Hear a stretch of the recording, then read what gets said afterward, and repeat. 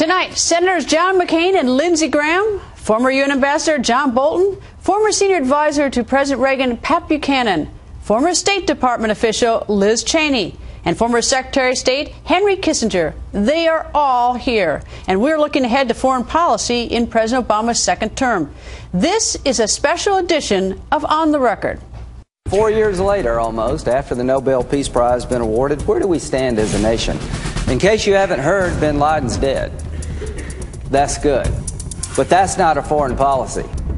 There is no coherent foreign policy at a time when we need one. We keep hoping that something's going to change, but it isn't. One of the ramifications of an Obama presidency is that defense is not going to grow. The coordinated, pre-planned, and brazen attacks against the U.S. consulate in Benghazi on September 11th was an outrage. The security was lax. It appears to many Americans that this administration failed to adequately protect U.S. personnel. The president has been skipping his daily intelligence briefings. With respect to Iran, I very much want to see a diplomatic resolution to the problem. The president's Iran policy lacks credibility. We're not going to let Iran get a nuclear weapon. The question is whether or not President Obama's defense budget is big enough to deal with the major crises and potential challenges the United States faces around the world. As far as the Middle East is concerned, this president's national security policy has been an abysmal failure. The arrogance and dishonesty is a little bit breathtaking. You have to understand what's going on here, folks. There is a circle-the-wagon operation around Barack Obama that nobody's going to penetrate. In very close contact with countries like Turkey and Jordan that immediately border Syria, and obviously Israel, which is having already grave concerns, as we do, about movements of chemical weapons that might occur in such a chaotic atmosphere. Are we better off in the Middle East now than we were 4 years ago? Absolutely not. Why? Because the policies of the administration and the way it's been handling itself. When a president of the United States apologizes to religious fanatics while they're killing young Americans, this is profoundly wrong. We would like to hold Obama accountable for an absolute disastrous foreign policy. President Obama starting off his second term with a foreign policy crisis. 4 Americans murdered in Libya. The Obama administration getting hammered for its handling of the terror attack in Benghazi. For weeks, the administration claiming the September 11th attack was a response to a YouTube video, the same video that sparked violent protests around the world, including outside the U.S. Embassy in Cairo. Now, since the Arab Spring, we have seen big changes in the volatile region. So how will President Obama handle foreign policy in the next 4 years? We asked our experts. I know it's a complicated issue and it's terrible to reduce things to sound bites, but is there a way to describe our current foreign policy? Well, we're in a very complex situation because we have a number of urgent foreign policy problems. Iran, Syria, the evolution of the Arab Spring. Then we have a number of fundamental changes that are going on in the distribution of the world economy and of world power, rise of China, conditions in Russia. And then a number of problems that are new, like environment, energy. We have not developed a coherent approach because in the first term, you learn your job. But that's the challenge that the administration is facing. People look to the United States for leadership. They look to us because we have for so long been in a position where we've been able, because of our resources, because of our military strength, because of our values, where we've been able to keep the peace and where we've been able, frankly, when it was necessary, to make sure our enemies feared us and to make sure that our allies knew they could count on us. And when we step back, as we did during President Obama's first term, and as I'm afraid we're going to continue to do during his second term, it leaves a vacuum. And you see what happens when there's a vacuum. You end up with people who very often don't share our interests diving into that vacuum and filling it. I travel all over the Middle East. Every Middle Eastern leader that I talk to believes the United States is weak and leaving, and they are having to accommodate to that eventuality, whether it be the Pakistan and the Taliban and the Haqqani network, or whether it be the Saudis as to their, in Bahrain, you name it, the country. They are accommodating to American weakness and withdrawal. And that means that they accommodate then to some of these terrorist outfits, such as Al-Qaeda and others, that they are going to have to live with, they think, because there's not any way to get rid of them. I see the Mideast deteriorating. I think the last 4 years have been a failure by the Obama administration to realistically assess the threats that exist.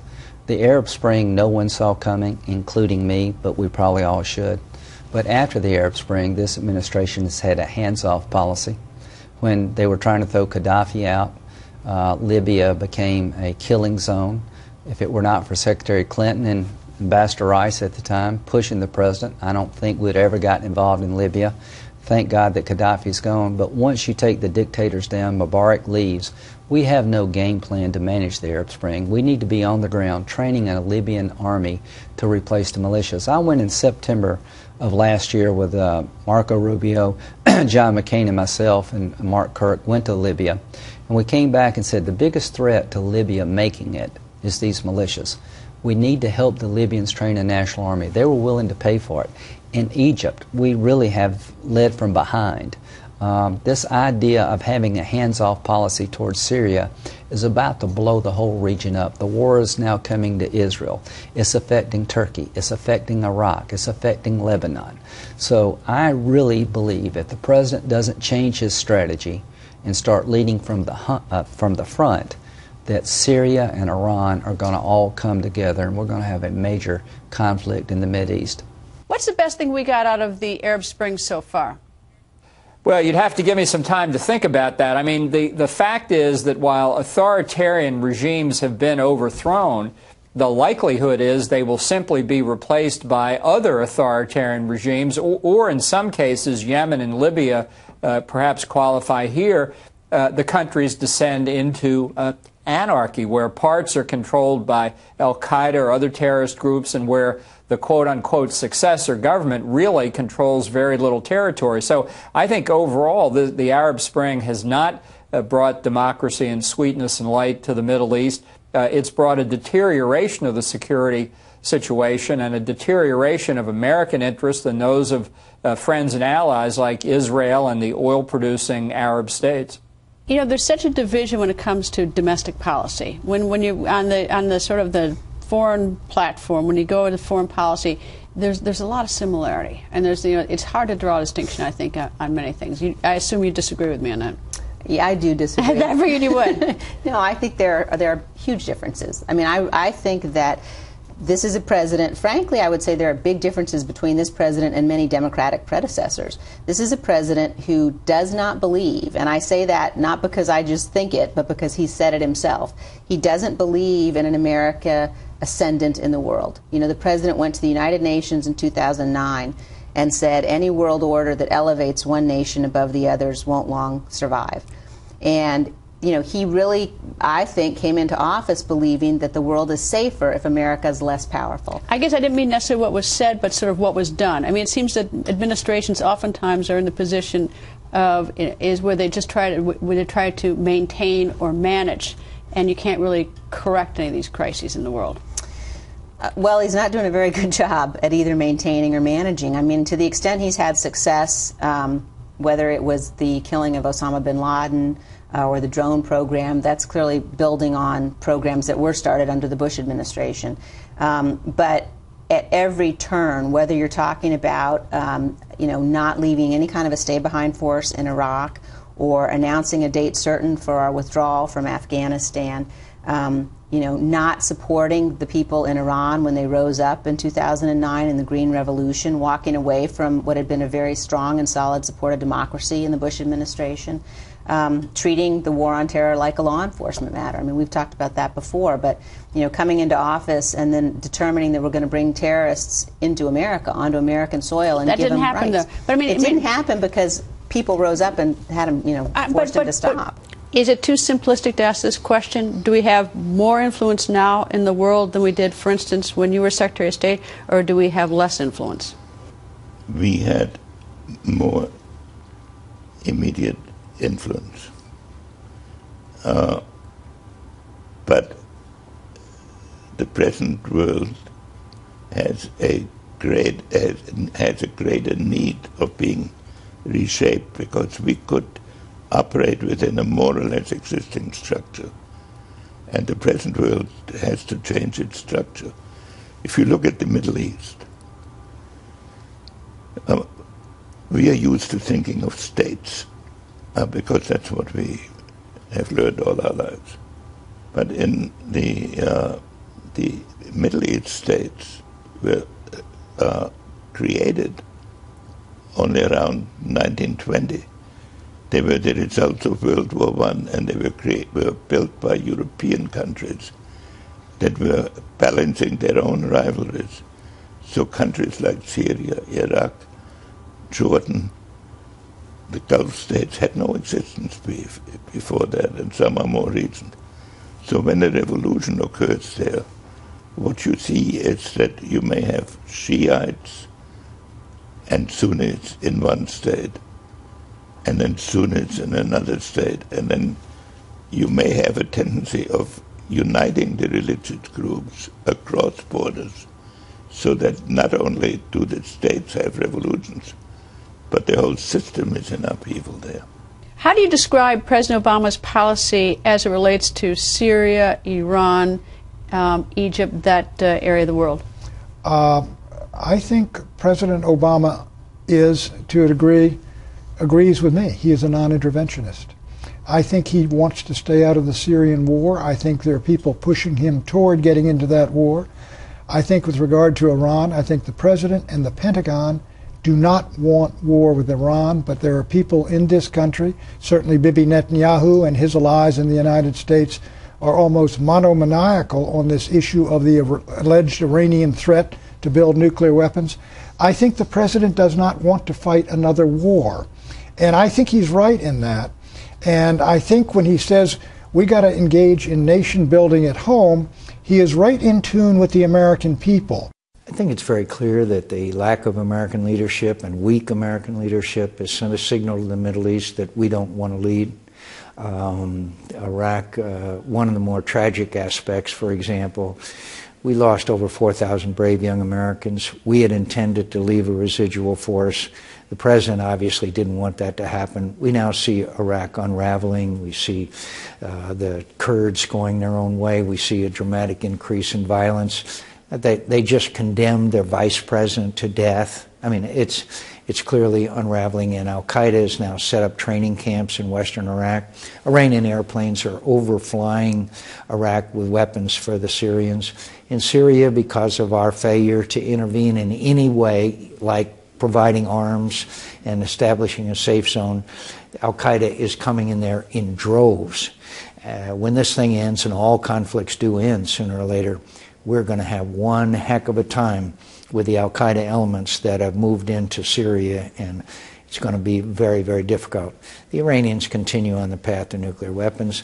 Afghanistan is also unraveling to the degree that everybody thinks the United States is leaving, because that's what the President has said, and so they are accommodating to that eventuality. North Africa, northern Mali has been taken over by Al-Qaeda. So weak and feckless American leadership has led to enormous, shall I say, long-term challenges and chaos and, frankly, difficulties that we will be facing for a long time. If you were president, which country would keep you up more at night, Egypt or Syria? Probably Syria. Egypt is very concerning also, but Syria is a much more near-term problem in terms of the upheaval that's underway in Syria, in terms of their relationship with Iran, because we know, for example, the North Koreans built a nuclear power plant in Syria. Because if Syria falls apart and if the extremists take over in this situation, you have a real potential for spillover. And I think that one of the places where, we should have acted sooner was in Syria, to move in there, to provide support, to provide assistance, to tell people, look, we will support those who are fighting for their freedom here, who are the good guys. And you have a situation where the Iranians are clearly working so hard to help ensure that those who have an extremist ideology prevail, working so hard to ensure that Bashar Assad stay in power. You've got to say to yourself, well, wait a second, why is it the Iranians care so deeply about Syria? So I would be very concerned about Syria, given its ties to terrorism, given its history. But, frankly, across the Arab world, you've now got regions, countries where you've got people that are in power who do not support or see the world the way we do. Everyone's grateful that Osama bin Laden is gone. Besides Osama bin Laden, is there anything about the Obama foreign policy that you think has been smart, or something that you think you would have done as well?